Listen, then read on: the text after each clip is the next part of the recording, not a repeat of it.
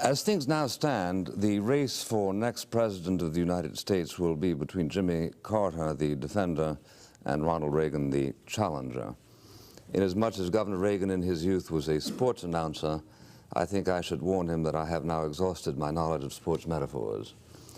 There is as little point, I think, in reciting the background of Ronald Reagan as there would be in reciting the background of Jimmy Carter. I suppose it is reasonable to say that they are the two best-known politicians in the country after Senator Kennedy and Richard Nixon, whose popularity in the polls these days is roughly comparable. Those who oppose Ronald Reagan cite, exhibiting traditional American ingenuity, almost everything they can think to say against him. Careful attention is given not to citing his record as governor of the largest state of the Union, to which office he was reelected in a heavily Democratic state.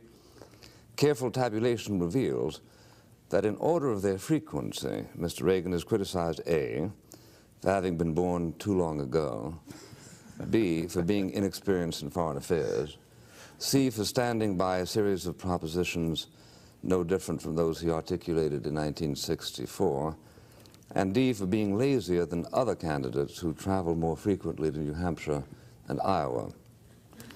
These criticisms are difficult to confute objectively. If Ronald Reagan were to enter the 1980 Olympics and win the 100-yard dash, there are those who would say that that was the last diffusion of a discharging battery.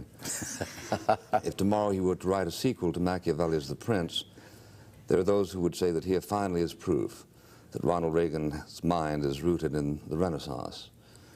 If tomorrow he announced that in the next 6 weeks he would visit every town and hamlet in New Hampshire, there are those who would find here concrete evidence that Governor Reagan has finally recognized that he is not the front runner.